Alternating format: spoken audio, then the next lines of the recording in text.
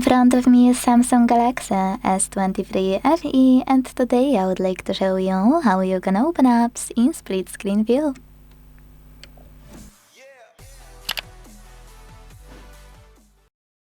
By launching any app you wanna use in this view and accessing it in the background like that. Now click on the icon of it at the top. Select Open in split screen view and tap on any other one you wanna use. Then enjoy using both at once.